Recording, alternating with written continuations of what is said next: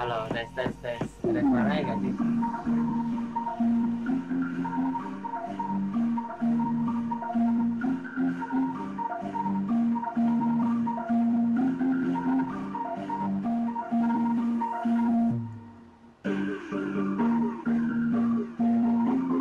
Ini kayaknya mic-nya gak jalan deh. Kedengaran gak sih?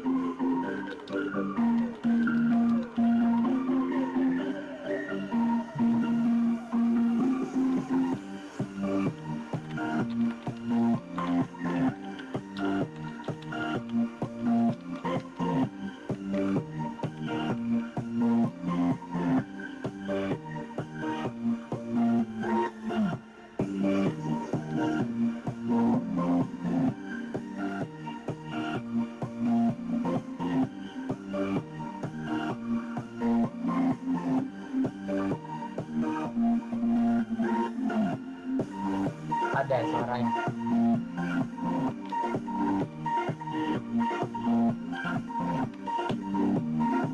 Ini kayaknya suara musiknya gedean ya. Kecilin deh. Ya daripada sepi deh. Gak apa-apa 14 daripada nonton sendiri kan.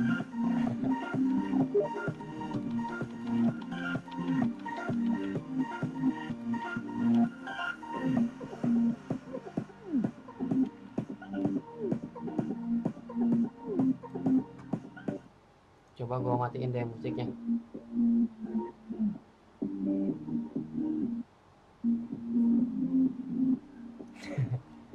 Jangan Pak.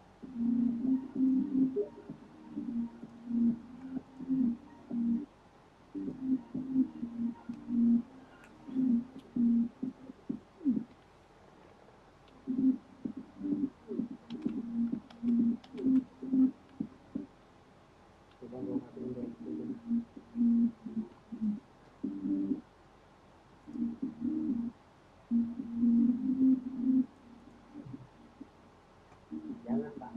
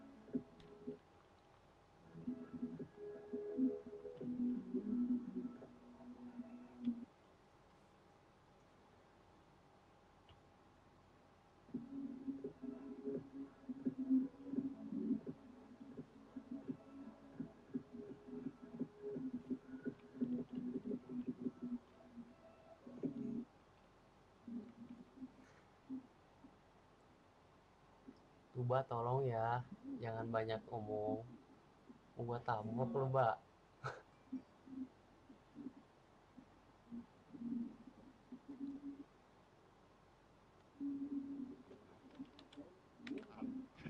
Yeah,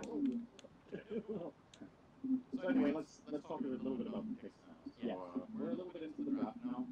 Not too surprising as far as bands go. This is the type of bands that you will generally see against the team. Very stun heavy team, especially their offense player Stan H is a very renowned Stan player. For example, which is not.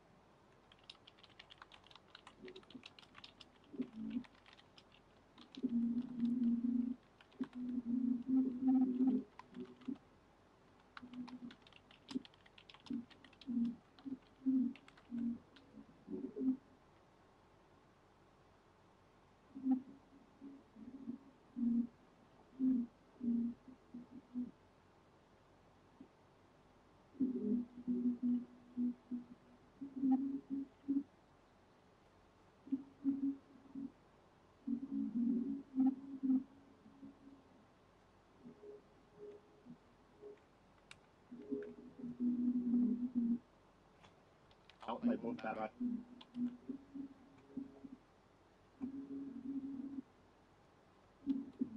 All measured by getting scouting heroes such as 5 seconds remaining, or having a lineup that is so, how to put it, that I don't want to say death ball, but that it's very grouped up together, so it's much harder for that right.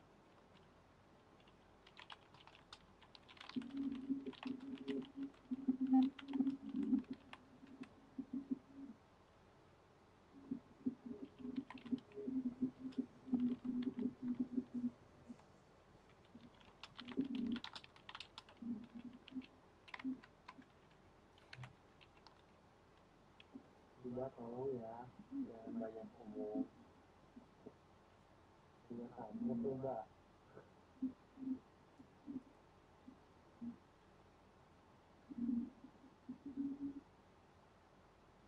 Here's this one that I always see. It's always going to be so. The way I look at it is that in these tournaments, like, there's going to be different pace games based on matchups and based on how much information the teams have about each other. And if Yang lain mah slows diem, down just a lu bit, banyak ngomong, outfits Mbak. gets a lot better. Okay? But maybe this early on it's not time yet. Pull out that kind of thing. But we know Samael plays a really good outfits, and he hasn't been afraid of playing it recently. I think they're one of the only teams actually in the last 2 months that have been picking Alchemist at least a couple of times. I can't remember who the opponent was, but I remember Samael just getting completely out of control. What else is possible? Death Prophet, Death Prophet, yeah, very good choice for Samael.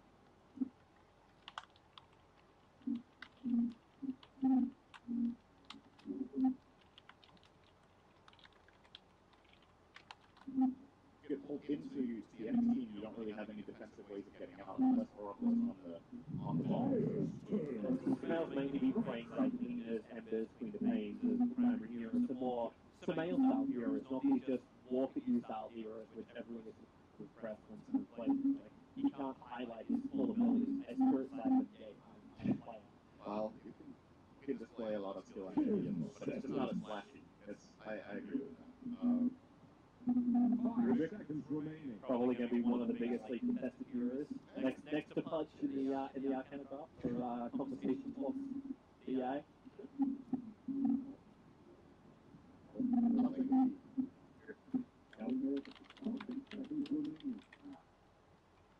Spells, telekinesis, but the null field can be very important, and the two only from EG is like Arrow Smoke and magic damage, and that is not going to change with that pick either, unless it's support, which I seriously doubt. There's probably a Zai conquer here.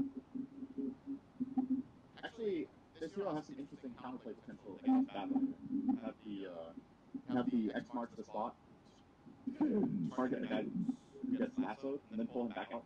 So now they have cohorts have counterplay for lasso. Also, innately, a nice way of catching the Batrider out. Yeah, in both in lane.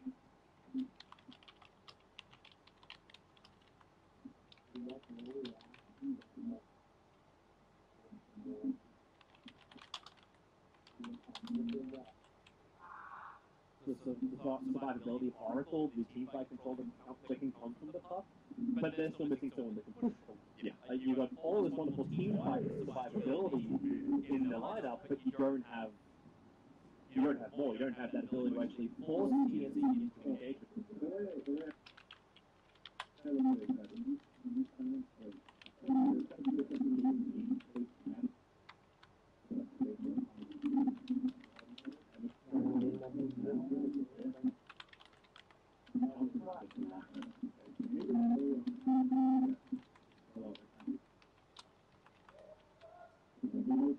TNC aren't sure now what type of hero they need to ban because it's probably either offlane or mid. Sebenarnya percuma kalau gua ngomong ya. Then Di TNC won't YouTube-nya prefer that delay. they last ban a carry that they don't want to pair up with that. Kayaknya koneksinya kurang bagus Plenty of ya. options here, the way I see it for ETS, but at least they're gonna go ahead and ban the beast master, so Vision Hero being taken out here. Lagian udah lama gua nggak main Dota. Very nice. Jujur aja ya. With the Beast Aura, Setahunan kali ya. Primal Wars, a nice way of dealing with the type hero that Juggernaut is. A beat Pierce, Magic Unity Pierce. Ampun Pak, jangan banyak banget dong. Baru juga pertama streaming. I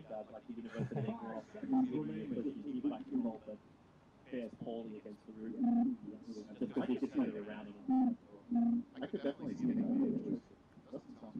I somehow Ini kayaknya agak nge-lag nih might be run koneksinya. offlane just because the support duo is facing it. Rubik and Night Stalker are actually not that good at playing. Aneh-aneh ya triknya. Especially when the current link is Juggernaut. You know, their only stun is telekinesis, which is pretty short, and then they have Void. Until Night Stalker hits level 2, if he's skill silence level 2. Padahal di sini lancar kok. Waktu nguploadnya kali ya agak nge-lag. Are you actually gonna have Hunter in the night when the night begins? Mohon maklum ya para bu yang nonton. Koneksi di slide-nya gangguan kayaknya. Padahal tadi siang lancar kok. Let's say playing That's a good one, we didn't mention. They take Lycan into Night Stalker. That's a classic counter in this patch where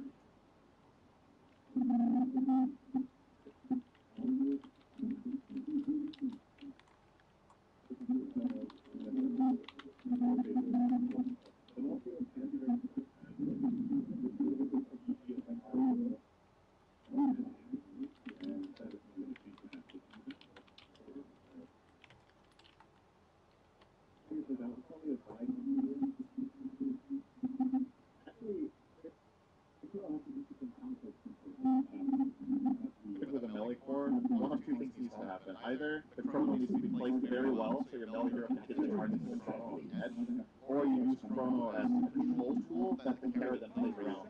Lycan and Void actually don't have the worst synergy ever. You're thinking like, oh, chrono someone, but Lycan can hit everyone else. He can really quickly maneuver around the chronosphere or play the numbers game, or if 2 or 3 heroes are stunned, Lycan is very powerful in fight. He wins Oh, almost every Kibo single sudah land tahu fight, aja like, last week-nya apaan. being ridiculously strong at that phase. Ramal Pak.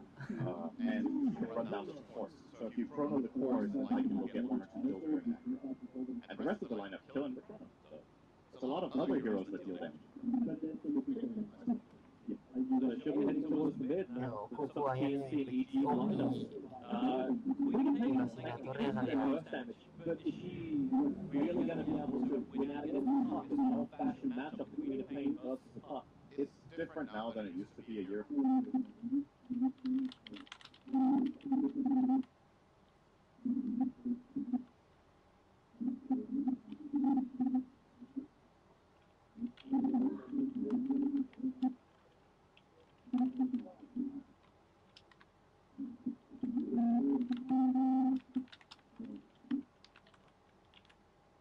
Shadow Strike, of course.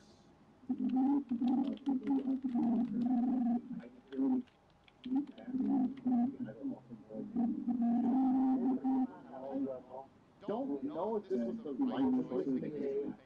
I think it's an counter. X marks the spot to put back. She can get messed with quite a lot by time dilation.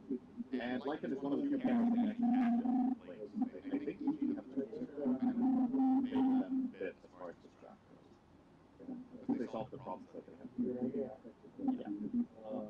I'm still to see how TNC can play from that Pastinya against EG. Their lineup will allow for that. It's like that rotation work out because the Juggernaut finds himself useful with rotation. Yo, game pertama dari EG lawan TNC Pro Team. Widih, foto profilnya sama ceweknya, Pak. Aduh. Where is this dog useful? Is it to go into the T1 tower up on the top lane? Is it meant to rotate the bottom lane and try and shut down easy? How does TNC keep EG on the back foot? Their lineup is very momentum based, so it's very fitting. I don't want to call it a hit or miss lineup, but it's one where if you don't get stuff done, then it's like it falls flat.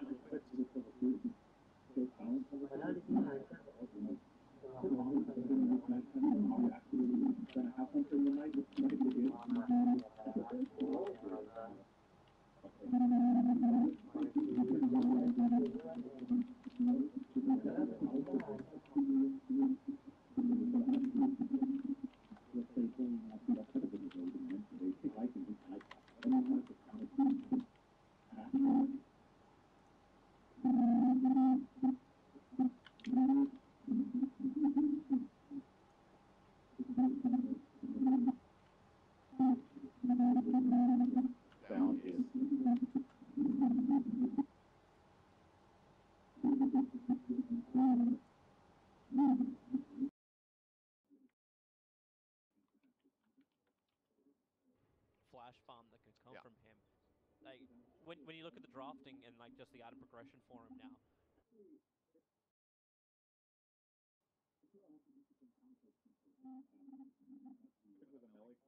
Juggernaut and piss off everybody in the world. I was thinking the same thing, if he should go farm.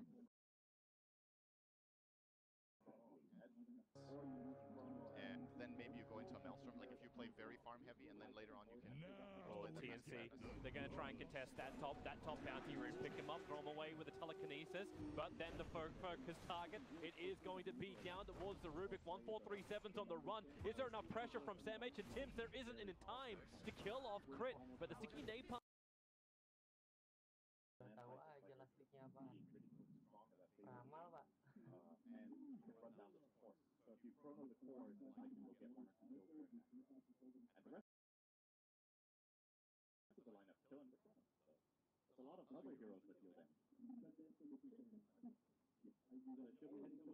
Yo, kuku akhirnya. Simulatornya kali ya.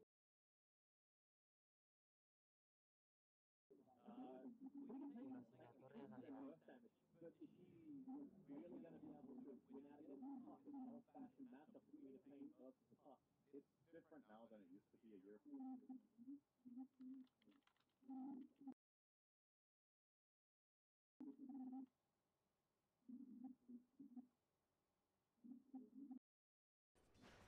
And limit his ability to get CS.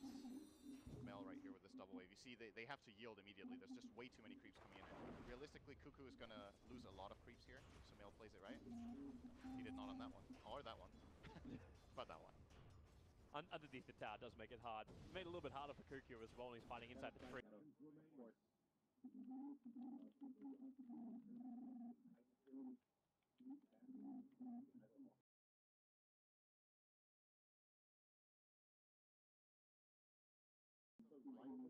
By TC as well as an insurance policy there.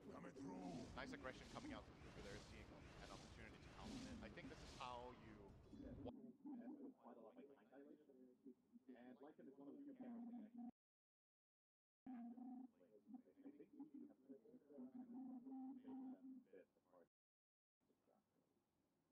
that they solved the problem. An opportunity to counter it. I think this is how you... They're on the hunt. Oh. They're coming in for Cuckoo. With the smoke gank maneuver, Zai can't get in range. They just came off the back of killing the Bat Rider on the top lane, so at least they're slowing down his initiation. That dagger that Sam is desperately trying to reach. Find Crit now. Who finds who, though? I think Sam H is in a lot of trouble. He's going to die here. Like, yeah, you've already got that little hit coming in from the Fortune's end. Trying to follow up. Can't TP out this one anymore. And even with the Firefly, he's burning Zai down a fair chunk, but it doesn't matter when Arteezy can move over and Zai does find the kill on that Bat Rider once more. This is very interesting. We've not really looked too much at Lycan so far, but Arteezy is going for Necronomicon. This build on Lycan has completely fallen out of favor as of late. We've mainly seen Lycans go for more of a combat-heavy build with just damage rather than the split-pushing approach or the mana burn, obviously, that Necron gives. Most Lycans would be going for a build along the lines of Mask of Madness and Armlet, and then into a BKB. But I wonder what makes him favor the Necro book here, if it's a specific reason he wants that mana burn, or that it is just the game plan. Alright guys, we're going to try to split a bit more here. This is not what I was expecting. If they feel like see in this game. if they feel like they need to have more power in the team fights, Necro will provide that. You get a little bit more push out of your lineup, and I suppose you get 2 more minions to give you your vision. Mid lane, Samael. Yeah, real issues. Cuckoo going down underneath the tier 1 tower. 1437 and Sam H are nearby, and Samael now, he's got an orb available for Telekinesis to pick up. They're trying to stack him up as high as possible before they battle this, but Samael trying to go against everybody. Starts his TP, Sam H was moving away. Samael will survive! Understanding no more stuns, no more control, and no more ways to kill him in time. You really need to be on your A game when you're playing against Lycan when it comes to these moments. It's very deceptive sometimes what you think you can get away with and what you actually can. But Samael trying to go against everybody. Starts his TP, Sam H was moving away. Samael will survive! Understanding no more stuns, Use that no howl, more control, and no more ways to kill him in time. You really need to be on your A game when you're playing against Lycan when it comes to these moments. It's very deceptive sometimes what you think you can get away with and what you actually got out. And Cuckoo's just wishing he could pop Samael at the moment. The fact that he was able to just get the Shadow Strike off the stream as well. Samael doesn't have his Shrine available for another 190 seconds. An eternity for Rapak, who has to now burn all of his bottle charges. Meanwhile, everyone else gets back to their farm. This is going to be it. This is going to be an attempt. He's going to pop darkness into silence. Perfect scream, Sonic Wave, and Samael gets obliterated. Zai tried to help out. His torrent was in a good position. He just wasn't ready for an Invis Tims. I think they might have not got the howl off in time either. He died really fast. Tims didn't even cast the darkness before silencing. He just put the silence on him instantly and blew him up with the Sonic. Nice kill. And TNC instantly turned this into something favorable. In fact, it may be even more favorable. I tried to help out. His torrent was in a good position. He just wasn't ready for an Invis Tims. I think they might have not got the howl off in time either. He died really fast. Tims didn't even cast the darkness before silencing. He just put the silence on him instantly and blew him up. Out this one, Tims fly up. He doesn't actually have ability. This one, and you'll have to jump up to battle him. It's Universe versus Tims, who is king of the hill. Right now, Universe, he skipped more time logs, or he won't get it. Tims is the king of the hill, surviving. EG, they wanted something in return, but they'll lose their offlaner as well. All they want to do is stop the tier 1 tower from dying. Well, they did that. Alright, suppose Samael can now kill him. There's consolation prize. Samael's able to get enough money to have his veil. That is such high value. 11 minutes for Samael. Very good for him. But of course, yes, EG defended the tower, but they're going to lose it both one top because TNC rotated down and can't protect the lane. And this bottom tower is not long for life anyway, I think, for TNC. Their natural night time is kicking in 3 seconds. They know there's no room for a full minute. And I think they're going to keep on the aggression. The question is whether they're going to go bottom or focus on the top area and try to get the tier 2. So far, so good. Taken 2 tier 1 towers. The mid tower especially at this point. Quite surprising. Samael doesn't generally lose his tower this fast. Has been put on a lot of pressure. This is TNC's fast gameplay you're talking about. Raven, TP out the bottom lane getting attacked. Instantly want to push in the top tower. 3 tier 1 tower has taken damage, and EG Taken 2 tier 1 towers. Mail a kill, but only after they've lost 2. Quite surprising. Clipped himself. Like, it seems like very hard work for EG, even though they do have the second and third highest net worth heroes on the map. The Juggernaut is still getting further and further ahead of this Lycan. One tower has taken damage, and EG. So isn't that something we're expecting? Like, hey, I'm gonna really get in the mix of the fight straight away. They're gonna find an opening. It's Universe actually gonna be false promised, and Sam H having to run away. Time delays make it difficult. So is the torrent and the orb and the rift. Everything they've got, ship included, throwing down towards the Batrider. Natiz, he gets himself involved. Necro books as well as Wolves diving into the tower, looking for 1437, moving back to his tier 2 tower. The Dream Call. It's Universe actually gonna be false promised. Honest and Sam H having to run away. Time delays making it difficult. So is the Torrent and the Orb and the Rift. Everything they've got, chip included. Throwing down towards the Batrider. Natizi gets himself involved. Necro books. Batrider and then Night Stalker here for a full 5-man rotation from Evil Geniuses. Yeah, this play for EG is worth it if they also get the tower, but they simply don't have the resources anymore. Like you said, they lose the tower. So in my book, this is still good for TNC. What just happened?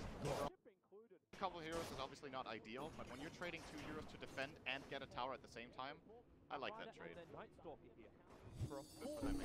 You're right about the Lycan. Like, it's hard for him to get very involved in the build, and at the same time he doesn't farm as fast as if he had another build. I was wondering if we were going to see him max the wolves early just because of this vision, but he actually doesn't have them maxed until now. He went for a 2-2-4 build, and just now took the 2. And I think EG are identifying that the problem is they don't have as much information as they would like. And they picked Lycan in part for that information. Now it's finally going to start flowing in. Here comes TNC once more. The Dire will scan up, and well, at least one does ping as the Juggernaut going into the Dire scan. Very good. Those TNCs a little bit further to the north who scanned up right on top of the farming position, but they were 5 seconds too late. But now you can see the pressure applying from TNC. They've taken all the towers on the top lane outside of the base of EG.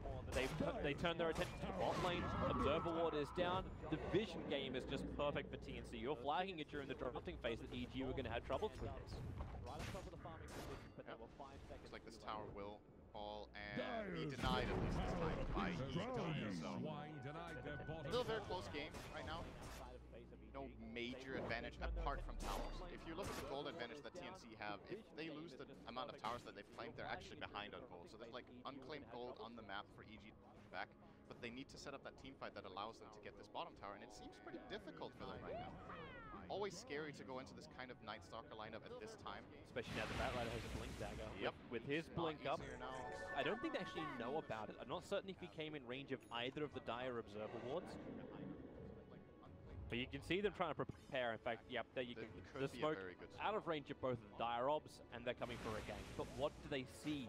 Right now, crits on a warding mission. Yeah, they saw Samael in mid. They may even get lucky and get the right timing to pick off the courier. Here comes Sam H. Orb already used by Samael, trying to use it to push the lane out, but now he doesn't have it. Silenced up, controlled up, the spin damage combining with the silence, puck will pop. And that is a nice free to end. Raven gets more money, and Samael having more issues with item progression. Cost on the tower though. If you make the smoke movement and you target the puck in mid, EG know that, okay, in order to kill this puck, you're going to need to bring 2 or 3 heroes, and they instantly turn it into an advantageous play for them getting the 2 bottom. So I think TNC originally with that smoke weren't intending on going for puck, but maybe trying to wrap around the bottom push that they felt like EG were going to apply. And then they got tempted to go for puck kill, I want to say. That more. And maybe it was still for the better. Maybe this bottom fight wouldn't have that well. And they got space for farm time too. Cuckoo has now finished up his Veil of Discord. He was farming up the top lane for that time. Raven was having the time of his life as well. So yeah, you lose the tier 1 tower, but I'm still wondering, like, this is a lot more efficient timing. You're talking like unclaimed gold on the map. Right now when EG, every time they 5-man it up, all that unclaimed gold, the distance won't be as much once EG do claim it in there. What big items do we have coming in? The Juggernaut finishes Manta style, very good timing here. Ravens. King of Pain Veil, as you mentioned. Level 3 book is up. He's getting a Void Stone, so I'm guessing we'll see might be just a dual pocket file. Okay, also nice against Nick Smart. Recommend that we have coming in. And on the EG side, Necro 3 is gone. Puck with Blink Veil. Yeah, that's pretty much it. So no really big new items, I would say, apart from that Manta style for Jugger, which makes a huge difference in this game because he can get out of Puck Talents now and guarantee a spin more or less. Right, so they want to go. Let's go rogue. There is no Observer Water here. Apart from the Dire side, they have one sitting in front of the pit. But TNC actually have no vision around Roshan. They moved most of their wards. In fact, they've just got that one defensive ward inside their own jungle. But their aggressive vision has actually disappeared. They lost their Observer Ward on bottom lane and timed out. So right now TNC, for all the vision game we were praising them for, there's a small hole. They've only just put the obs down, but it's too late. EG is already in the pit, taking Roshan, and unless Tim takes to the skies at the moment, they won't realize it in time. In fact, it's already too late. EG, they have Roshan. This is a very good play call for them. Alright, the moment it turns to day, we're just going to go in and use our Necro, use our Lycan to take this Rosh. TNC would have contested that if they knew. I'm pretty sure they would have tried to mess with them with the Bat Rider and the Jugger and the Queen, even if Knight's not. They checked too late. Like, the Manta Illusions were going up from the Juggernaut as well. But yeah, just 5-10 seconds behind EG. Yep. Alright, this gives EG a nice little power play here with the Lycan Aegis. Not the best Aegis carrier as such, but They just smoked on the Dire Obs. an advantage. 4-man smoke on Dire Obs. Does EG do anything about this apart from evade? They checked too late. Like, the Manta Illusions were going I'm going to take the fight. If they have the Aegis to play with, so they could bait in the Arteezy Lycan and try to get a teamfight around. That looks like exactly what they're going to do. Yeah, and there's your Observer Ward. So 1437 will see him. They do, however, see the rest of the heroes behind with the Dream Call, catching 1437. Raven, he's out. They're going to sacrifice the Rubik here. They do not want this fight. But they did get some aggressive wards down. Raven, trouble. There's a Wolf at the moment, trying to block up, and Arteezy, he does it perfectly, blocked up one avenue. Raven doesn't even think he can get through the second, and he will be brought down. A huge kill on the Juggernaut, and Evil Geniuses lose absolutely nothing, and they may even get a little bit more. I say that, they just lost a courier. Small value loss. That's the Aegis right there. You can see the mental game that happened from that smoke throw. TNC move up, they see the Lycan with the ward they drop down, they're like, we can't go on this guy. And then they just want to disengage, but the mobility of EG's heroes. And they may even get a little bit more. Especially the one on Juggernaut, very important kill. Slow him down. Small value loss. That's the Aegis right there. You can see the mental game that happened from that smoke throw. TNC move up, they see the Lycan with the ward they drop down, they're like, we can't go on this guy. Already in 3 seconds to be summoned. Still a bit away, but I don't think TNC want to fight this. There's no Sonic Wave. Like, she used it to kill off the courier. So Nighttime with Howl, they're not. 437 can do is try and push him back. I suppose 1437 got Howl. It's not a bad buff up. It's actually a very good steal when you have Night Stalker. It's one of the best spells that I don't think TNC want to fight this. There's no Sonic Wave. Like, she used it to kill off the courier. So Nighttime with Howl, they're not. 437 can do is try and push him back. I suppose 1437 rotating as a full group to bottom. Once again, TNC is doing this split kind of pressure. Back up towards top lane. Sam H is up here. There's no Sonic Wave. Like, she used it to kill off the courier. So 437 can do is try and push him back to take up the mid. Still trying to work on his Maelstrom. But this is a lot of heroes to commit for a long time from EG. It's kind of pressure. Tower really worth it. You send Sumail now up to the top lane to defend. Are they still okay with this trade-off when you've got the Aegis Immortal? Is it more of that we want to fight, so we're going to force them into it? I think it's more of a feeling of necessity that if they start splitting up, they're playing into TNC's lineup with this Bat Rider, Queen of Pain, Night Stalker that are innately a lot better at skirmishing than team fighting. So EG are just willing to sacrifice a little bit of farming efficiency to not give away kills. And at the end of the day, should be probably getting them up to 2 tower, or maybe not. They're pressuring Arteezy. They're only pressuring him though. There's no real attack because they know that's pointless, right? You go onto Arteezy, he's either got Aegis or he's going to get false promise. Yeah, he's not going to die. Yeah.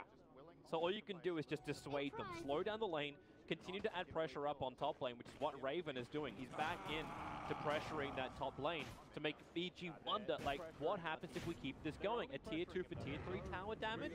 Is that worth it for them? Cuckoo amplifies up Arteezy once more, blinks away, starts to scream. It's Howl on Howl. There goes your Sonic Wave middle as well from Cuckoo. With a scream, he might be able to pick off at least an Necro box. So they've lost their push, and it's Mail on top lane, chasing after Raven, who's already starting his spin TP out. So they hold their tier 2 tower on bottom lane TNC. and do some chip damage to the tier 3 tower on top. I really like that Sonic Wave cast. I think most players wouldn't have gone for that, but he identified that if he casts all his spells in succession there, he kills off the Wolves and the Necrobook, and that's probably going to stop EG's... And it did, because they're pressuring top at the same time. That Sonic Wave might have looked like a waste, but it defended a tower and it forced TPs to pop, so...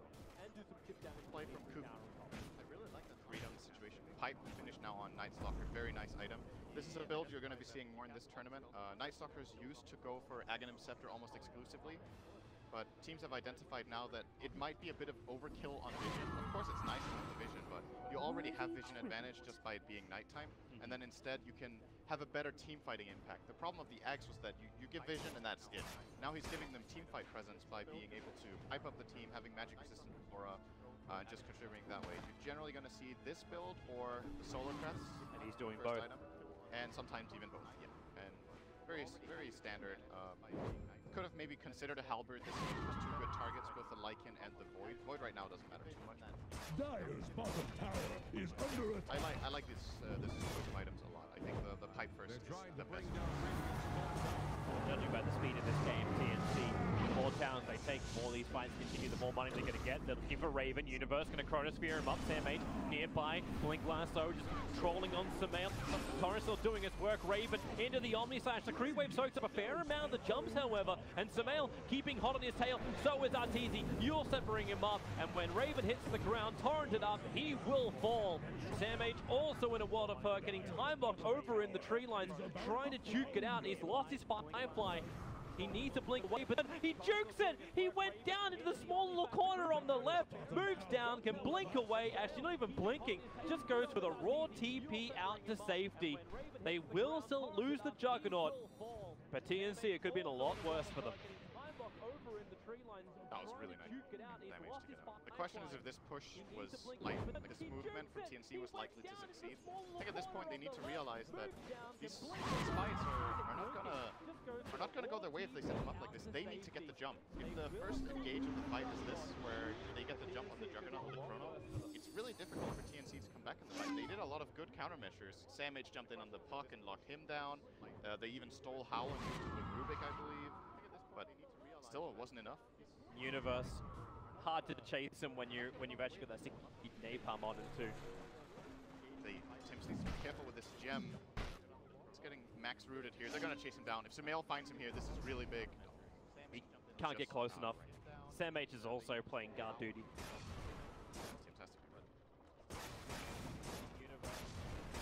Both these teams are desperately trying to scramble towards that one dire obs. Can't believe there's actually gone full duration with the Jam of True Sight on the Night Stalker, but sitting in mid lane. It's not a place that Night Stalker crosses too often. Generally going to be playing around the two sides of the map and inside the jungle to, you know, control bounty runes, try to find the aggressive wards on the hills and whatnot. So sometimes these quote-unquote obvious mid wards can actually work very well against he's looking for the more, you know, intricate spots. And as you said, generally going to be playing around the two sides of the map and inside the jungle to, you know, control bounty runes, try to find the aggressive wards on the hills and whatnot. So sometimes these quote-unquote obvious mid wards can actually work very well against he's looking for the more, you know, intricate spots. And as you said, generally going to be playing around the two sides of the map and inside the jungle to, you know, control bounty runes, try to find the aggressive wards on the hills and whatnot. So sometimes these quote-unquote obvious mid wards can actually work very well against he's looking for the more, you know, intricate spots. Playing together with Oracle. I think if Arteezy was not with Oracle, he might have considered a BKB as a secondary item, but he feels like he has enough protection from his lineup that he can go straight in for a very aggressive damage item. And of course the defensive, it's not strictly aggressive, it throws death. It's a nice hybrid item, let's call it that here, that gives him really powerful stats in the fight. A tier 3 tower's taking damage again for Evil Genius, but now down to 50% of his HP. This is that pressure from TNC. It's kind of wondering, like, just how hard does EG and how fast does EG have to push in order to stop this continuously happening from TNC? They need to get an Aegis. With the next stages they can go high ground, and EG push fast. Their lineup is fast with this AC Necro build. If they successfully find a key pick here into Roche, we're looking at maybe next daytime that they will try to claim a lane of barracks. Well, they're looking for the pick. Smoked up, moving through mid. Best target right now is Cuckoo grabbing the 28-minute rune. He's just farming up. They need the control, and there's your blink into a Chronosphere. It's perfectly done from Universe support on the way. Tim's going to be nearby, but they've already lost the Queen of Pain. Tim's will start his TP out, and they're going for Roshan. They burnt Necro books as well as Wolves, so they really want to make the most out of this. They're going in for Roshan.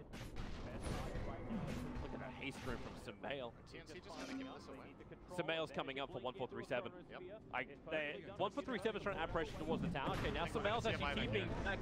Sam H, 5 flying over, blinks in. Lasso going to grab Universe. Remember, they've got no Chronosphere to work with. Underneath Roshan, who's already down to 1/5 of his HP. Support will arrive. Raven blinks in. He was almost looking to steal off Roshan. They had to trigger off the pipe. What'd you end up getting stolen? Okay, it's just going to be ripped for the moment, but 1437 hit by the torrent with the X to start it off. That'll do the work. They're looking for more. Tim's Dream called up. Omni Slash nicely hitting on almost all the heroes from EG, but the damage being distributed perfectly, meaning the Crit finds himself a double kill. And so far, found everything yet. Crit actually gets himself a triple kill, throwing out the nukes to try and lock down. Next, he'll quickly Yule Scepter up, however. Dispelling it off means he doesn't get hit by the torrent combination.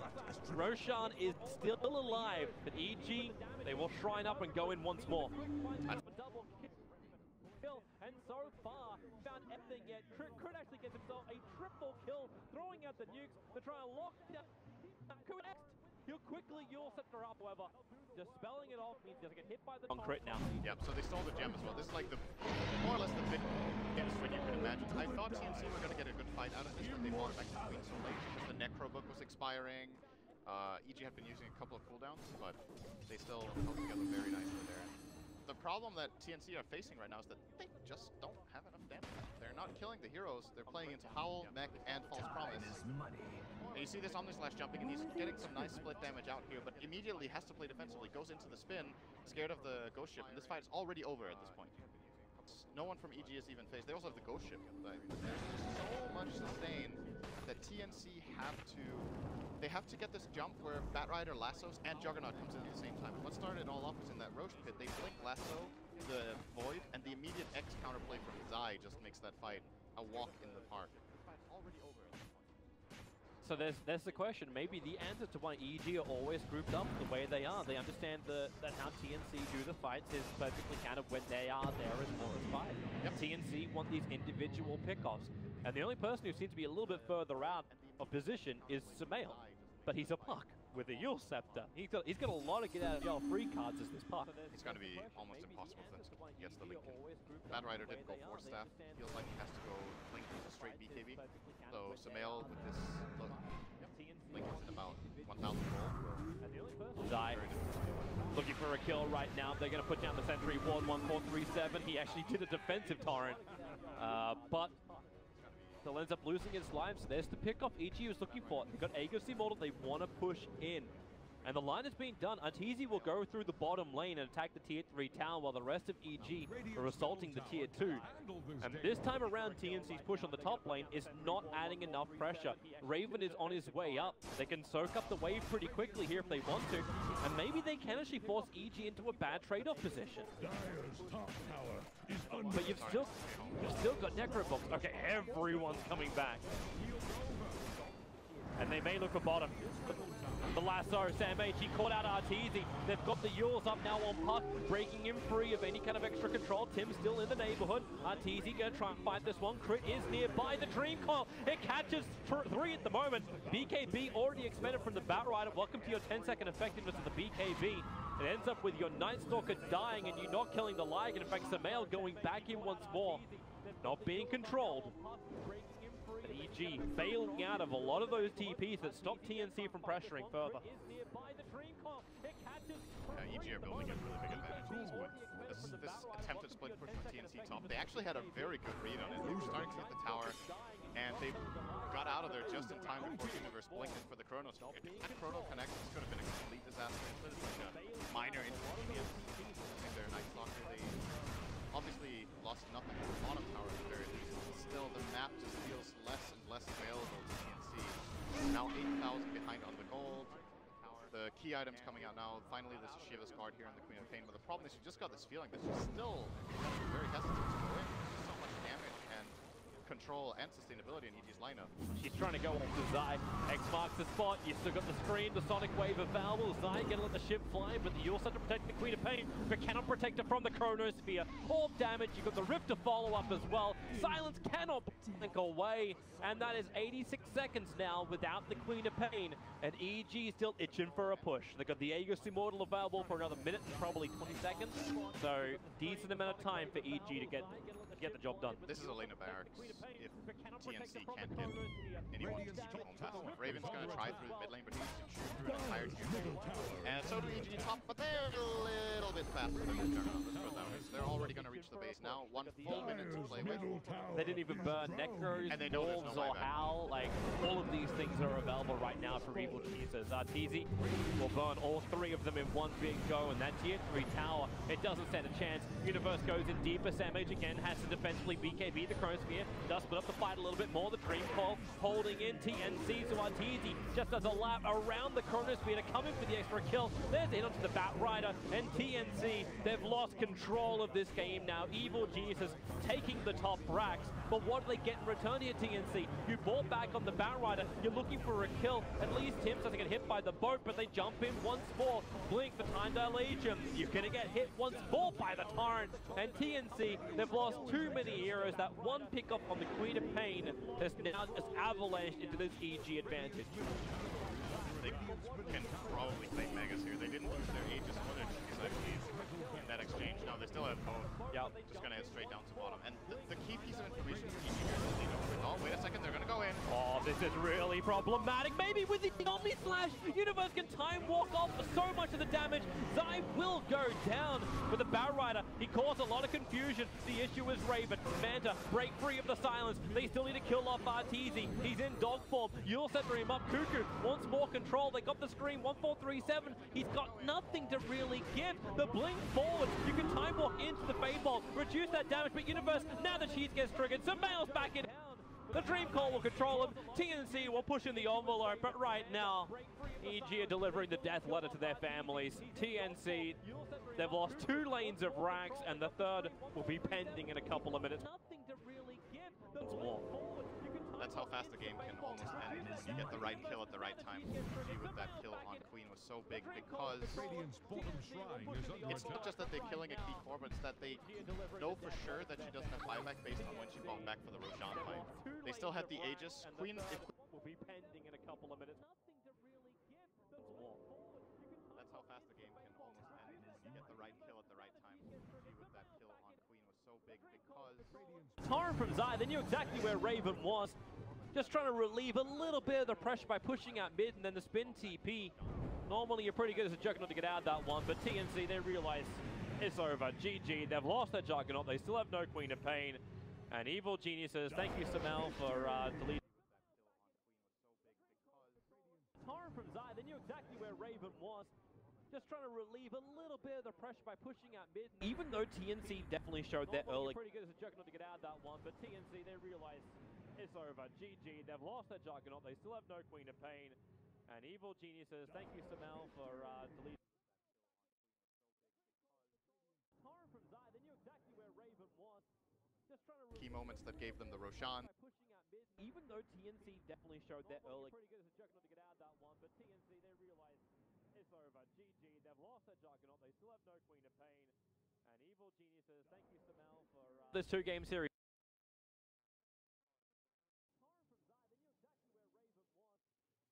Key moments that gave them the Roshan. Even though TNC definitely showed their early... pretty good as a Juggernaut to get out of that one, but TNC, they realize it's over. GG, they've lost their Juggernaut, they still have no Queen of Pain. And Evil Geniuses, thank you Samel for... this 2-game series.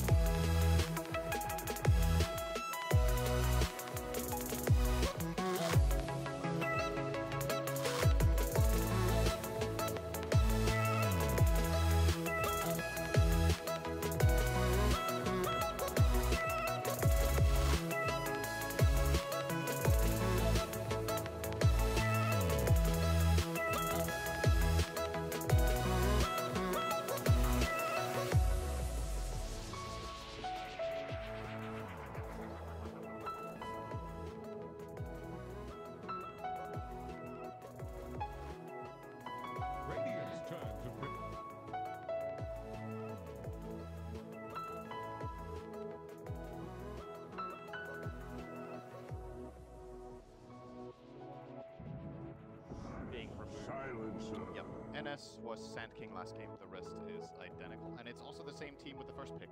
EG had the first pick last time around and grabbed the puck. It will happen again. Here comes the battle. I wouldn't be surprised to see an Oracle, but this time the difference is that TNC have already secured themselves that lasso initiation where you go into lasso instant global, and then neither Kunkka nor an Oracle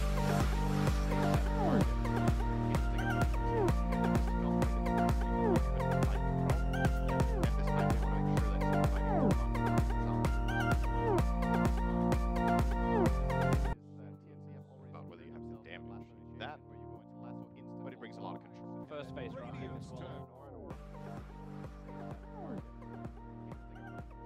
It seems that EG will still persevere. They're going to go for the Oracle second pickup to go with the puck. So they're going to stick to their guns of game one. Yep. And there's the instant Huskar ban. This time we might see TNC not ban the Veno. Last time they banned Veno first and then Huskar, and this time they're going the other way around. So this could mean that the Veno will be let through. It seems that EG will still persevere. They're going to go for the Oracle second pickup to go with the puck. So they're going to stick to their guns of game one. Yep. And there's the instant Huskar ban. This time we might see TNC not ban the Veno. Last time they banned Veno first and then Huskar, and this time they're going the other way around. So this could mean that the Veno will be let through. It seems that EG will still persevere. They're going to go for the Oracle second pickup to go with the puck. So they're going to stick to their guns of game one. Yep. And there's the instant Huskar ban. This time we might see TNC not ban the Veno. Last time they banned Veno first and then Huskar, and this time they're going the other way around. So this could mean that the Veno will be let through.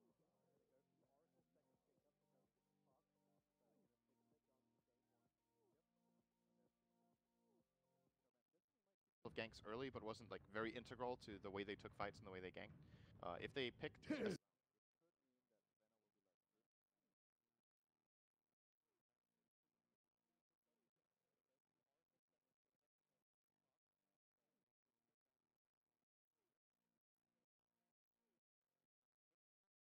early, but wasn't like very integral to the way they took fights and the way they ganked. If they picked ganks early, but wasn't like very integral to the way they took fights and the way they ganked. If they picked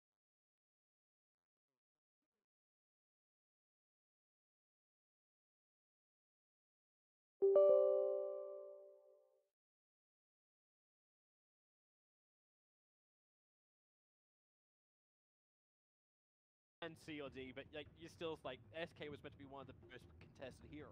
Most people in their predictions had SK coming into this tournament. I believe you're actually one of them. Yes, well. I did. A lot of people picked Shaker as the most picked hero. I think he's going to be banned too much though. So far, sample size for this series is that is the case. I'm guessing in one or two of the other games that are running right now, there might have been a single Shaker pick, but the reason that hero is so powerful is its ability to play multiple lanes, multiple roles. Offlane, mid, and roaming is a possibility.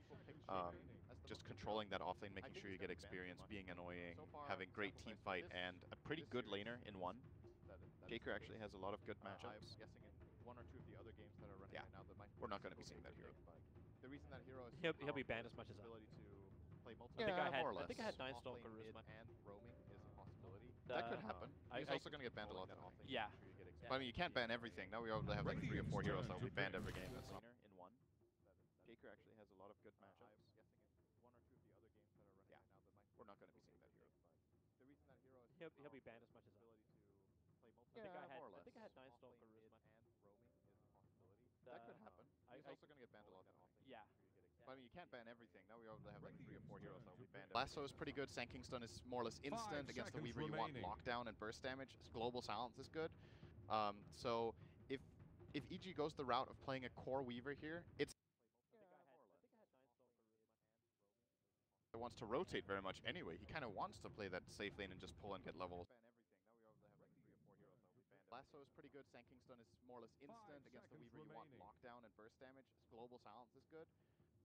So if EG goes the route of playing a core Weaver here, it wants to rotate very much anyway. He kind of wants to play that safe lane and just pull and get levels.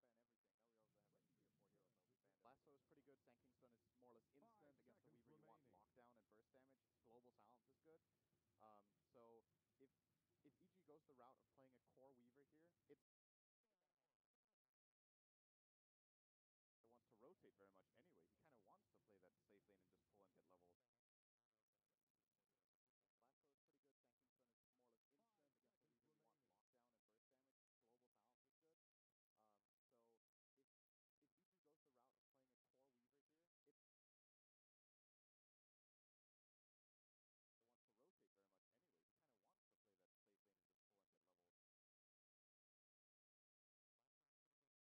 is more or less instant against the Weaver. You want lockdown and burst damage.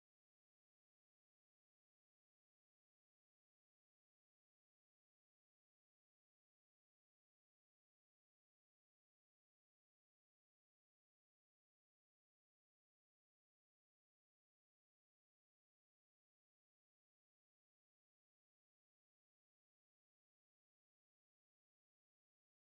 Silence is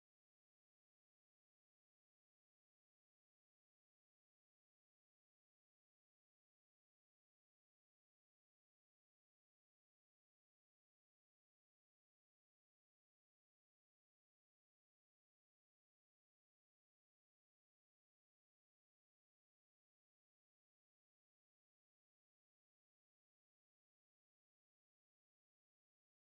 to rotate very much anyway. He kind of wants to play that safe lane and just pull and get levels. The Phantom Assassin you mentioned. Someone had just between the Dota Ranger and bring the heavy amounts of physical damage, and now they've got that. Damn Cuckoo set looks at me. The Tinker? Yeah. I like the PA. It looks like Robocop, but like Tinker. Okay, maybe Gadget. I like this. I like this. The Phantom Assassin you mentioned. Someone had just between the Dota Ranger and bring the heavy amounts of physical damage, and now they've got that. Damn Cuckoo set looks at me. The Tinker? Yeah. I like the PA. It looks like Robocop, but like Tinker. Okay, maybe Gadget. I like this. The Phantom Assassin you mentioned. Someone had just between the Dota Ranger and bring the heavy amounts of physical damage, and now they've got that. Damn Cuckoo set looks at me. The Tinker? Yeah. I like the PA. It looks like Robocop, but like Tinker. Okay, maybe Gadget. I like this. The Phantom Assassin you mentioned. Someone had just between the Dota Ranger and bring the heavy amounts of physical damage,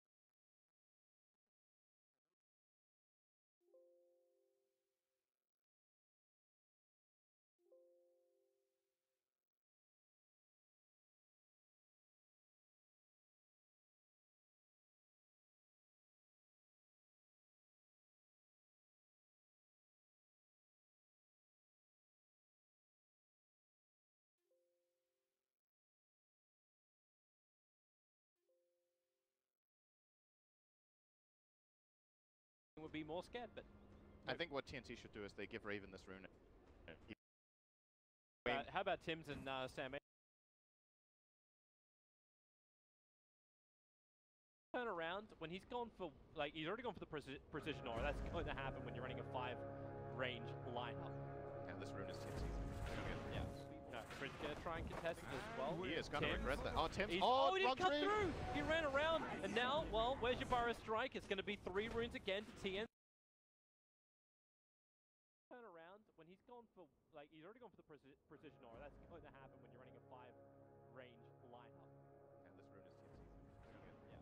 No, Crit's going to try and contest it as well. He is going to regret that. Oh, Tim's. Oh, he didn't cut through! He ran around, and now, well, where's your Burrow Strike? It's going to be 3 I mean, I think it's arguably better to have it on the Sand King so he gets fast tranquils. Oh, Zai, he found the courier. They tried to send it around the corner. Tim's Burrow Strike to try and cancel the attack, but it's the salve that was moving in towards mid lane for Cuckoo.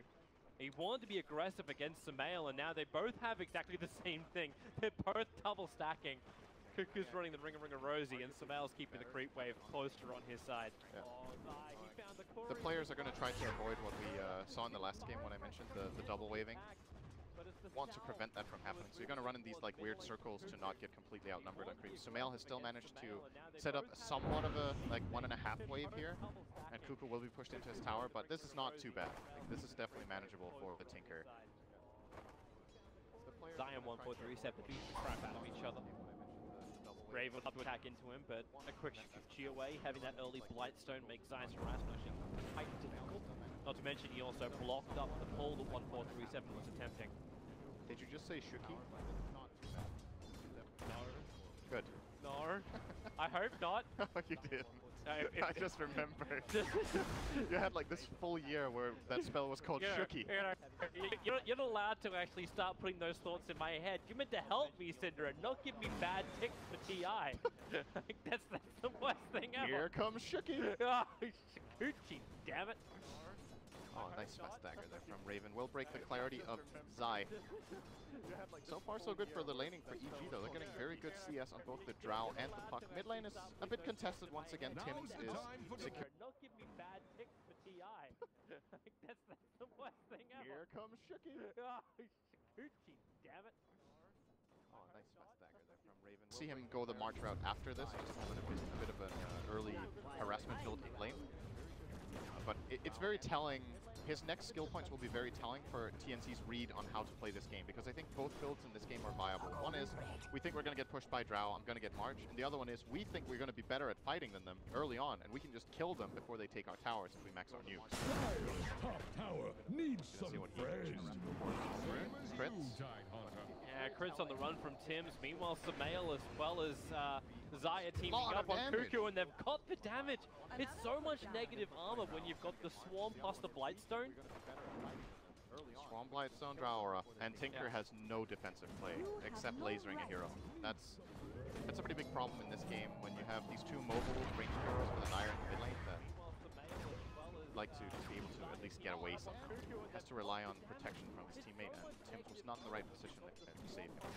I still want to flag a bigger issue. It's the fact that Universe once again is having a great offlane. Zion with pulling completely messed up the equilibrium, but it's that bonus damage that he's had early on has allowed him to go 18-5. He's got more CS than Arteezy has managed to achieve. And this is against like the safe lane PA, who's now 13-0. You managed to catch him a little bit underneath the tower, and well, okay, there goes Zeiss. I did do something about it now. Cuckoo has the nukes, and Tim's had the Burrow Strike. Weaver has to be a little bit careful in the mid lane. The amount of burst damage that Radiant has is really high. This is something we've seen a lot of times with EG. They put Universe off lane. No, that's not going to work out. So they put Universe off lane on this Puck, and then he has either Drow or Maiden or both auras. There was a lot of games like that, I think, in the Kiev Major. And then they start out with one hero in his lane to help him get a head start.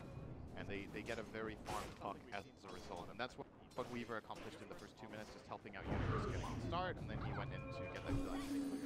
Universe, nice defensive play, getting away from Ras.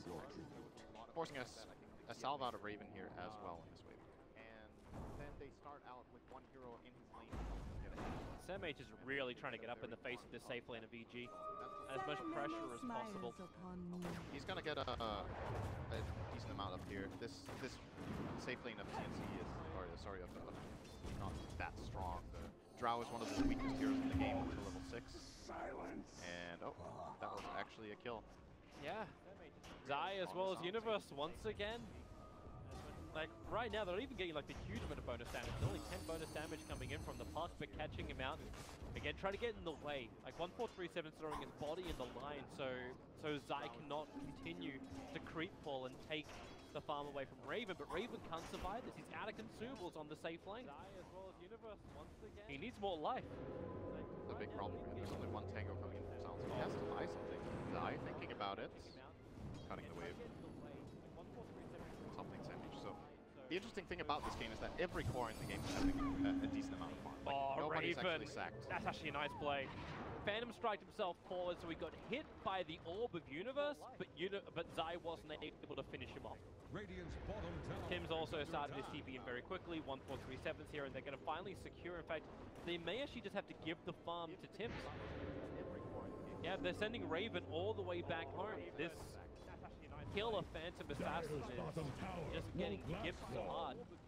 That's not too bad if you look at the CS. Like all the 6 core heroes are doing fairly well. I mean, Raven would obviously like to do better than this, but given the circumstances, I think 25 CS at this point against this lane is pretty respectable. And he would like to have more, of course. Like it's not the perfect game, but as far as the CS goes, EG have a lead of about, I guess, on average, like 5 CS across their cores, and a bit of a gold lead here, but it's to be expected when they're in a draw lineup like this. What really is going to make things come together is the first couple of fights, especially that the Bat Rider manages to set up for the Radiant. If they work, then this gold lead of EG will not be sufficient. Raven's trying to kill off Crit, rotated up towards the top lane. Arteezy with just a level 1 gust, dissuading Raven, but the lane change up. Let's see how long it lasts for. You've already got Zai here. Raven needs someone to jump back out to. They TP'd in to help out, but it was SamH who went to the shrine. He didn't actually go all the way in, but Crit and Arteezy have come out so far to try and fight Raven. Tim's moving up too. They see him thanks to the Dire Observe board. Arteezy completes his TP out to safety. Zai, Chikuchi will get him away to safety, and Crit, well, he dies for the cause. It would have been 2 kills for TNC if there was a dust on the Sand King. I think he's going to buy one soon. After that, it's going to annoy him that Zai was just able to freely run away there. Either him or SamH is under attack. That dust of just flying out another healing salve for Raven. They have to give him something. Like, top lane is the best place for him. At least TNC can do, like with 1437 on the bottom lane, he can soak up some levels, do some harasser range against the park, but he knows he can't contest it. Not until Cuckoo has BTs. Then the dynamic of this game can change. Yeah, that's still going to take quite a while. Mel in this mid lane having a good time.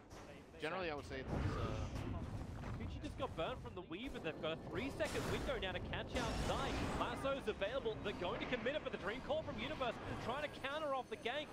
Zai, he's able to Kuchi himself away to safety, and Bat Rider will fall. Is TNC being aggressive, but underneath the Tier 1 tower. They get punished, and punished hard. They got the tower down low, they forced 2 TPs, and EG have 2 low heroes, and all they got was a kill on Bat Rider, which was definitely needed. If EG didn't get a kill there, that wouldn't have been very good for them with that nice 3-man core from Universe. But yeah, good play from both teams in my opinion. They forced the rotation out of, TNC forced the rotation and put pressure, and EG respond very quickly. And suppose you got the puck off bottom lane. Raven has more space to farm up. Yeah. You've still got Cuckoo getting more and more space as this Tinker in bed. Yeah, maybe you're right. Maybe the sacrifice, the aggression and the rotation from EG was all worth it. Tim's observe ward down, not sure if Crit knew what happened. 1437 starts his TP out. He goes all the way home. He ain't taking any chances. You've still got Cuckoo getting more and more space as this Tinker in bed. Mid lane here. I still think this is going to be very crucial. But the Tinker's BOTs are important. And Sumail and the Mirana, I think this is generally a fairly Tinker-favored lane, but the Drow Aura makes a very big difference. And in addition, there's been quite a bit of chaos in here. The Courier being sniped level 1 is actually the reason. We haven't really talked too much about that, but that was the 1k gold lead EG had, was the Courier snipe. So, mid lane Sumail sitting in biz. But there's a sentry ward. It's just a little bit further to the north. It sees Zai coming in, so Cuckoo knows he has to back up, but the arrow from Samael and the Starfall damage, combining with the swarm of Zai. Very nice kill. Allows for a very good kill, so the timing of it was perfect. He's hitting it now 1600 gold. Really trying to get the BTs. Sam H. Universe is taking a lot of damage from this flame break. With the curse as well, 1437, the damage, they need more! Don't have it. Puck gets home. Throw a line to Radiant's middle tower. Soul Ring. Just like yours. So generally what he does is he goes treads and then into straight Radiant's blink. middle tower can't handle this deluge. It's like he wants to solve some problems. We've seen Raindrop being the solution in the past. Raindrop +1 Dyer's can bottom often take tower pretty far. is under attack. Soul Ring, you definitely will not have those mana problems to push out waves. I don't think I've ever seen anyone do it. Maybe it's been happening recently in games I haven't watched. Soul Ring on Puck don't go hand in hand in my book. That's very... It does seem like an odd combination, especially when you have like the natural regeneration. It's basically second. It makes a lot of sense. I play a lot of Puck myself, and often you find yourself without mana. But usually the way you go around it, as I said, is that you get a Raindrop and then into duels after the blink, but it still takes a long time. And maybe he's just been testing this out, where if you go Soul Ring, you can farm so much faster that after 10 minutes it's paid for itself. And then it's better than going for the blink. 1437. He's going to go for a quick curse over on side. Universe going to orb himself away to safety as TNC. They brought 4 heroes they in didn't get bottom the tower. deny. They still don't get it. The catapult too strong. Is under attack. Arteezy activated the Drow Aura, and that range creep, or that siege creep, just did 100 damage in one shot. Oh, Cuckoo. He's not ready for this. At least he has his BT, so even if he dies right now, which he definitely does, he still has his BTs available, but Samael going for more. 1437 burns the shrine. Sam H was thinking about coming into the regeneration area, but now this just allows EG to look for a third kill, going one after the other. Universe was going to be safe. The last so just cannot control anything when Crit's nearby. And as I mentioned before this game started, if TNC get through the laning stage well, they're going to have a really good chance. This laning stage looked okay 5 minutes ago, but now it's starting to really hurt. They've lost 2 towers, they've lost multiple heroes. Top 3 on CS are EG's heroes, and EG are only going to get more and more key items now. So I think this laning stage just didn't go well enough for TNC.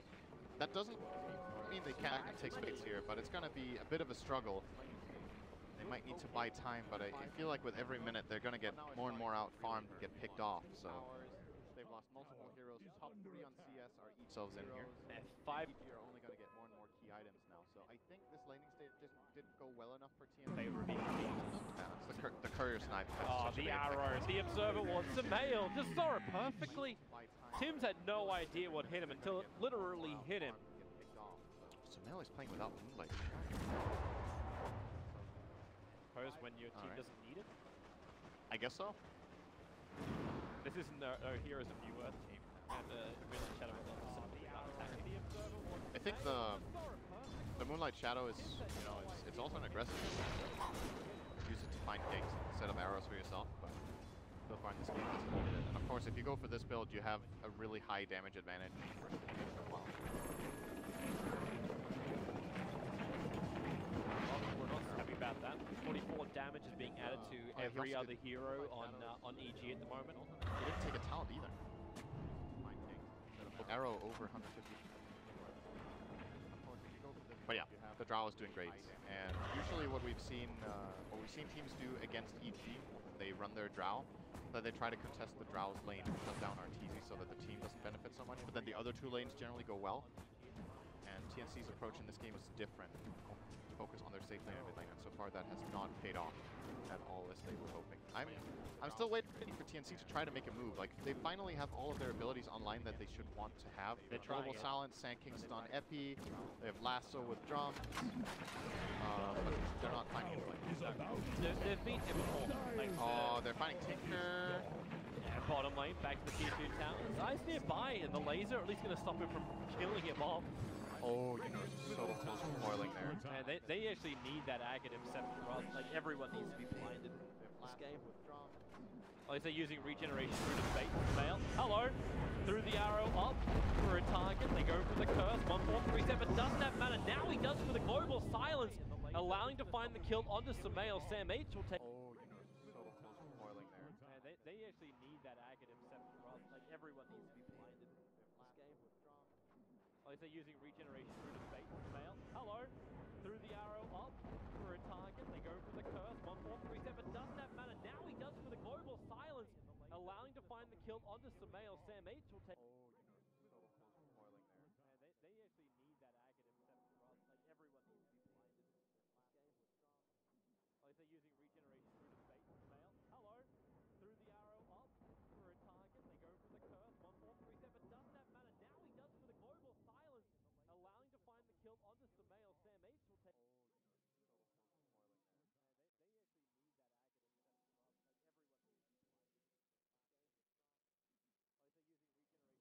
Samael, hello. Through the arrow up for a target. They go for the curse. 1437 doesn't that matter. Now he does for the global silence, allowing to find the kill onto Samael. Sam H will take. Yeah. But then you find the 3 kills around defeated Samael. Yep. At least EG do have good aggressive watching. They're watching Sam H pretty closely.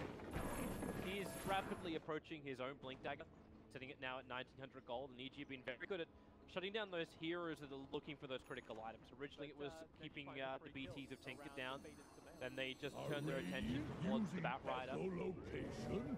Soon, Samael barely missing that arrow on 1437. He was AFK, so it missed. He was literally standing still. There was an arrow flying right next to him. He didn't see it at all. He just stood there and was like, oh, that's fortunate.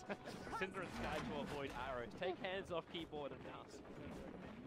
Stand still. It's the classic thing with, you remember, Sing Sing used to play a lot of Mirana back when he was playing competitively, and he said it's way harder to hit arrows in pubs than in competitive, because I have no idea what these idiots are doing. But this time it's the other way around, you know? It's just next level the bottom. You just stand still and he arrows and you're like, oh, there's an arrow. My prediction skills are meant to be amazing. You've got Samael, like, you think at the moment from TI6, his prediction arrow was absolutely perfect, and... Can't predict if your enemy takes his hands off the keyboard. Yep. Good. But this time it's you the add other way the around. Let's try to catch up a little bit on items. So Raven went for a Vanguard build this game on his Phantom Assassin. Felt like he needed to tank up. This makes the hero very tanky. He has 150 health talent and a Vanguard, as well as the one to go. So tanky and sustainable against this Dire lineup. Building in toward the Deso. Actually, we need to wait with the rest of the items. They Moonlight this Shadow. is a big moment. Sam H could make a big play here. The smoke is broken now. They don't have detection. Moonlight Shadow will wear off in 2 seconds time. So they fly up. The sentry ward is down. They found the target with a false promise. Allows Samael to bail out this one. The Dream Call making sure Senking can stay exactly where he is. He has his epicenter available, but EG don't lose anybody. A quick sandstorm. Zai, Burrow Strike away. Tim's on the run from him. He has enough damage. Of course, he's got a frickin' Drow Ranger behind him. So Zai, Shikuchi's forward. They want trigger off the shrine, and they're going to get it. Universe jaunted himself into the middle of all of TNC. They're bailing out of the shrine. Oh, the arrow will connect onto Tim's. He knew what he was going to do that time, but no one from EG is close enough, or is he? Zai. You know he just wants to slip through the back lines and find somebody, but with Universe down, maybe think second thought about it. That was a bit of a pretty scrappy fight, but at the end of the day, I think TNC come on slightly ahead there. They get the mid tower. They lost their silencer before he even got global off, so that fight could have been a lot better for them if he got that spell off. But EG still, managed to at least get a kill on their way out. That Shadow Blade being put to use already as the Batrider Tim's, the Burrow Strike. It'll save Sam H. He went down to 60 HP. The Global Silence combining with the Epicenter. They turn around onto Drow Ranger with the Flame Break. She'll burn from this, or will she? The damage to keep her alive. She'll stay alive. Okay. No, here comes another Sentry Ward. Cuckoo with his TP forward. Finds the kill onto Arteezy. Crit did everything humanly possible with no false promise. Oh, it actually takes longer than I thought. Maybe he's fine. Man, get the bug off that 1437. It's the infestation. Ravens going in. The silence is hit from Universe with the lasso. Quickly from Samael. Support is there. Crit this time around. He had the false promise to break it. But you've lost Samael. You're losing more. Maybe Raven. This is his time to shine. Needs the vision once more. Zai fighting an Impis. Cuckoo brings him the support. Master Machines to give the cover fire. PA still trying to get the bug off him and get rid of that negative armor. Zai running through no! The March of the Machines revealed for half a second and gets rocketed to oblivion. EG!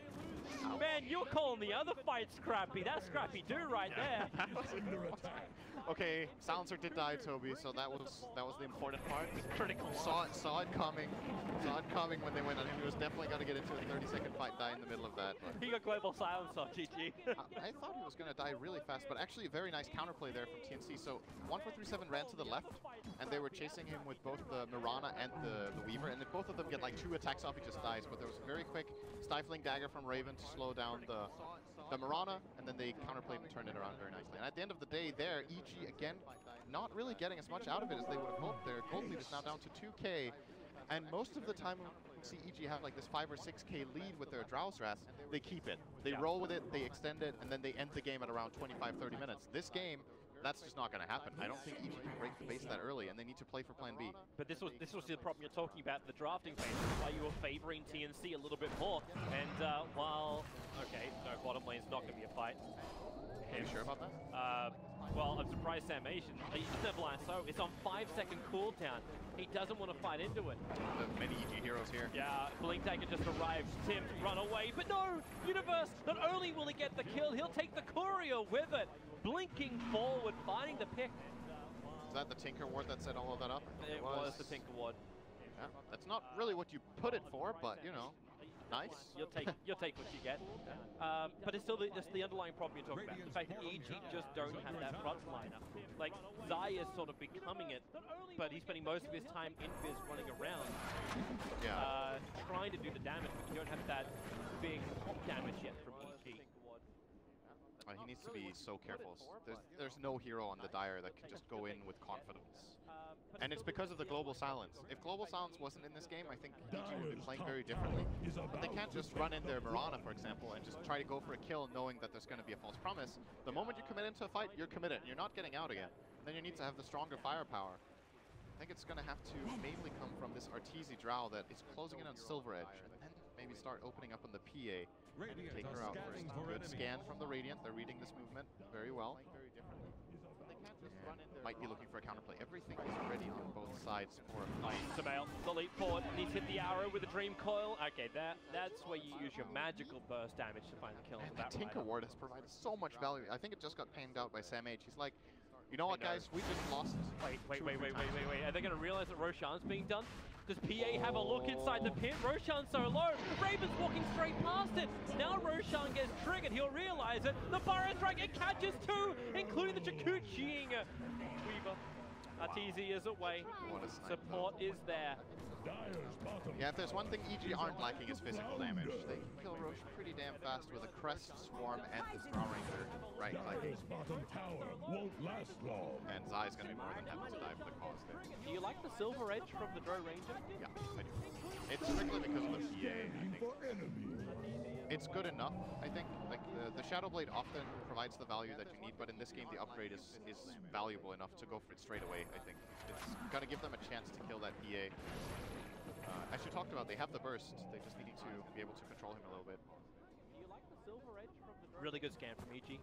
They scanned just north of Roshan, looking for the rotation from TNC, and they pinged on 2 heroes. Already understanding the provides the value that you need, but in this game the upgrade is valuable enough to go for it straight away, I think. It's going to give them a chance to kill that PA. As you talked about, they have the burst. They just need to be able to control him a little bit. Do you like the Silver Edge from the Really good scan from EG. They scanned just north of Roshan, looking for the rotation from TNC, and they pinged on 2 heroes. Already understanding the side last time on the top lane. Hiding in the trees, thought he was fine, but the Dire Vision, the Observable, just sees where the SK is preparing his attack. They really want to fight this. TNC are sticking around. If Samael shows on this bottom wave, they could go for a play. EG are splitting up now. They're pinging him out. This is a dead puck if they see it. Got such a long way. It's still a Yule Scepter on the puck. He just blinked. He orbed. He's dead. He is question is, can he phase that's shift fast. in time? He's able to do so. Global silence. He's got the Yule Scepter reverbal as well. Breaking free. Universe into the phase shift. Not only does he bait out the gank, he'll escape the gank, and Global silence got burned for it. Bottom lane TPs are kicking in. Tim gets the Burrow strike out. Looking for the kill over on Zai. Rocket supply forward. They saw which way Zai went. He went north. But there's no follow-up. In fact, Tim is going in into a different angle. It's to the Mirana. The Burrow strike in. Arteezy. The epicenter is out. They dust him up, so the reveal is on Arteezy. A gust creates a little bit of space, but not enough. Double sentries being planted down. Aegis. Yeah. Oh, they stopped the TP out from Tinker. That's really big. Cuckoo's got nothing left to fight with. 1437 can curse all he wants. Cuckoo kills himself on the edge of the Dream Call. The PA can do the work. Arteezy will fall.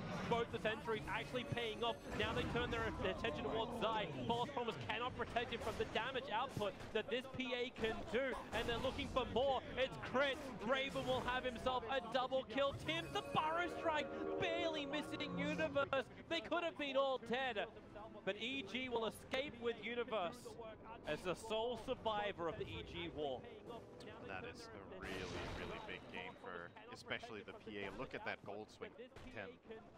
1,200 gold gained there for the PA, 800 for the Sand King, and in comparison to EG's heroes barely gaining anything, just a little bit of gain for the puck. But TNC, this is getting scary now. I feel like TNC are leading the game, and you're looking at the gold, and it's like slight EG favorite, but the game plan is just not working out well enough. And that could have gone even worse for them. If Universe isn't there with that very clutch foil on the Tinker, I think they would have been destroyed that fight. It would have been 5 for 1, 5 for 2 maybe. So Mel just has to be very careful. This time again, he gets caught by the lasso with leap off cooldown, or on cooldown rather. That's right. He didn't have it. He just couldn't really do that much in that fight on his Mirana. Zai stalking, finding an invis rune. I'll take that. If he really wants to do anything about Tim's, if he has a little of extra help. They don't have that long range arrow. Crit's the only one who's nearby, so yeah, it looks like this is just going to be him trying to leech an Ancient. But Cuckoo is getting into a better position. Time and time again. Blink as well as BTs. I think the hard to catch him out. Yeah, he got the lens. You generally get lens on Tinker when your next item is the axe. Sometimes you can get it with Dagon, but I think the most common build-up is this exact one where the lens comes before the laser axe upgrade, and then you focus a lot on just getting laser on 2 heroes every single cast. I just broke the smoke. They had that smoke for a grand total of 0.5 seconds. And he's still got the Observer Ward down. They burned the Dust Charge. So the Obs Ward will remain. And TNC initiation time. Dyer's bottom tower I don't is think EG about has to any interest in flounder. defending something like this. Hard right now. Raven, by the way, building into Manta style. Oh, they're going to hesitate. The scan pinged. It actually clipped onto Zai, who was just a little bit further up on the left. So they're very, very worried about an EG initiation. Bit of the scan actually kind of working against them there. They were totally fine, but they don't have the information. It gives EG a little bit of extra space to work with. You see how defensive they are with their Obs and Sentry? Like they put both the Obs and the Sentry inside the lane on the bottom. So they're looking towards the tier 1 tower, looking for Draw Ranger to come in with that Silver Red to move in. But it doesn't happen. Now they take the tower, and EG continue to farm. Dyer's bottom tower is about to flounder. Damage to the tier 2 here.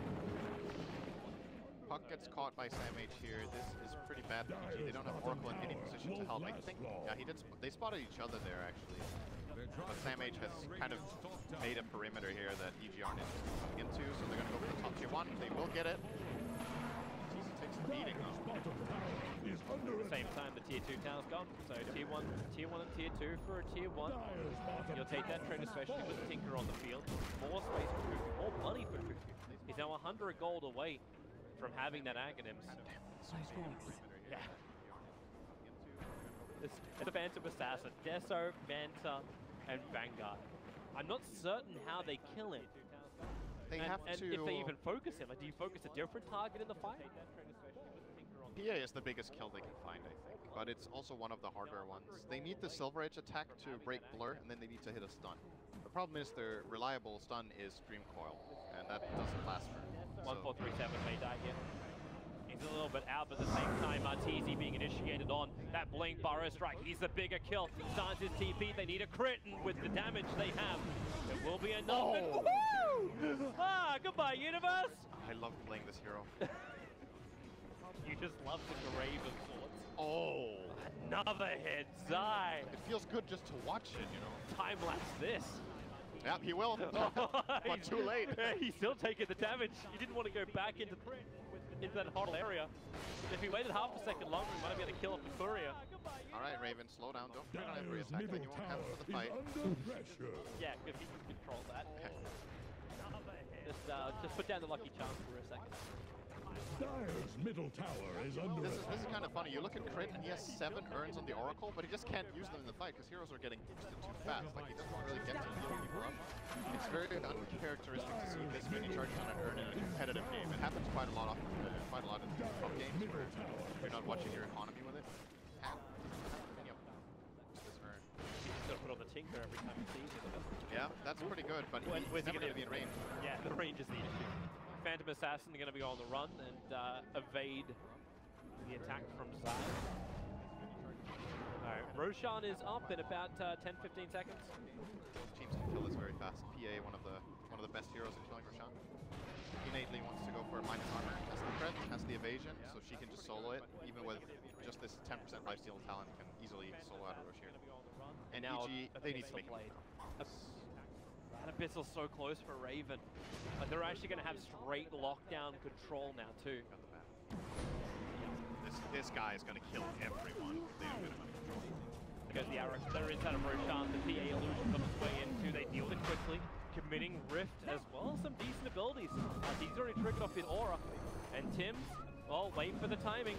Roshan is low, Stifling Dagger goes in, Rockets as well, Roshan killed by the dive, and the epicenter, TNC, lacquering it on top of Evil Jesus. Arteezy, Chris trying to keep him alive, maybe it was enough heal, we'll see if he does pop or not. He doesn't, he's back to full life. They had the buyback from them, they need to win this fight, but Raven, he's in the thick of it, looking for the crit, Samage will fall, they'll lose a Gemma True Sight, the Burrow Strike creating a little bit more space here from Tims, they need a little bit more here, TNC, they haven't done it just yet, 1437 will fall, is their buyback. You've still got Tims as well as Raven. This two-man Basher army killing off Evil Geniuses. Raven with the ultra kill.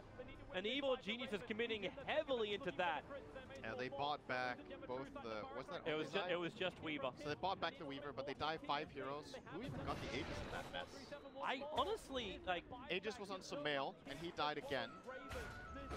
The cheese is... also used. Cheese was consumed. It might have been Arteezy who had it. Cheese was consumed by Arteezy. Yeah. But in spite of that, so they had Aegis, Cheese, and a buyback, and they lost the fight. That's pretty bad. But of course, like the positioning EG are in to take that Roche, it's a huge gamble play. I think it was the right choice to try to go for it. But if they get caught like that, 3 or 4-man laser twice, epicenter, 3-man burrow, you're just not winning that fight. But they kind of had to do something. They felt like the game was taken away. They're going to force this. The Burrow Strike! The Sentry Ward was down. They saw him with the fresh Abyssal Blade at the front lines. Zai is gone. That's a dive back for him, and Cuckoo's looking for more. Crit has to false promise himself, allowing them to lasso Universe, bringing him down. And the bottom racks.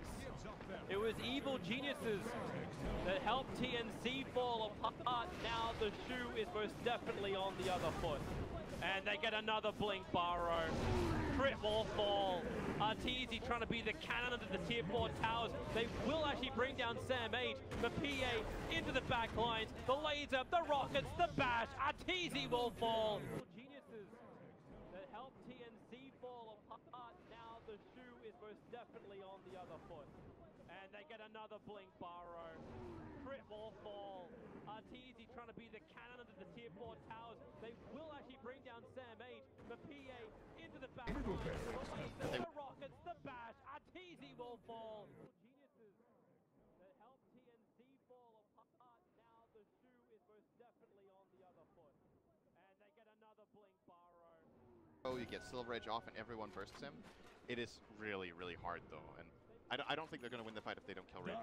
I think he's just going to slowly kill everyone together with the Tinker. But there's no way they can do it. This Manta style was actually a really key pickup. He used it in that last fight at the Roche Pit to remove Fate's Edict. one of the good counterplays EG have to this PX just doesn't exist. When he gets disarmed, he just breaks it and kills the Oracle right away, because Oracle... I don't have to win the fight if they don't kill Raven. I think he's just going to slowly kill everyone together with the Tinker. But there's no way they can do it. Good game in my opinion here. This is used it in that last fight at the Roach Pit to remove Fate. Far behind this, one of the good counterplays EG have to this PX just doesn't exist. When he gets disarmed, he just breaks it and kills the Oracle right away, because Oracle... I don't have to win the fight if they don't kill Raven. I think he's just going to slowly kill everyone together with the Tinker. But there's no way they can do it. Good game in my opinion here. This is used it in that last fight at the Roach Pit to remove Fate. Far behind this, one of the good counterplays EG have to this PX just doesn't exist. When he gets disarmed, he just breaks it and kills The aggressor, Tim's Bara Strike is catching out 2-3 heroes every time. He's only now just looking to build up his Aghanim Scepter. He's been hitting absolutely everything. I think he's done more control than we've seen from Sam H. Sam H is almost like that little distraction birdie, the red flag to the bull kind of thing. Go and attack this. Go and try and control this. Crick, you commit your false promise to control that. It's actually true. Like you can't. He's level 15 on Bat Rider. The Sankey's level 21. You can't false promise 3 heroes in a line. No. Now you got the BKB at least for Ratiz. He has this, but he's got no way to give distance. Like there's no Also keeping in mind, like he went for the Shadow Blade, the Silver Edge to try and counter against the Phantom Assassin. He never was able to get his Hurricane Punch. He never was able to get that repositioning item, which you kind of need to have for Draw Ranger. Yeah, it's a fair point that he could have gone for a 4-step after that Shadow Blade, or maybe even before, and then finished the Silver Edge. Oh, here they come. Moonlight Shadow, they're right on top of TNC. How do they do it? The Global Silence 1437, cancelling them off. Zaya's low. Does he have a way out of this one? Will he survive blowing up the epicenter? BKB at least protects us at the moment, but Cuckoo into the trees, spamming out the damage, and Raven crits against Samael. Look at the damage! They can't even hit him! They're trying and trying, but the blind hitting the very, very visible. EG will lose 4. Cancelling them off. Zaya's low. Does he have a way out of this one? Will he survive blowing up the epicenter? BKB at least protects us at the moment, but Cuckoo into the trees, spamming out the damage, and Raven crits against Samael. Look at the damage! They can't even hit him! They're trying and trying, but the blind hitting the very, very visible. EG will lose 4. Cancelling them off. Zaya's low. Does he have a way out of this one? Will he survive blowing up the epicenter? BKB at least protects us at the moment, but Cuckoo into the trees, spamming out the damage, and Raven crits against Samael. Look at the damage! They can't even hit him! They're trying and trying, but the blind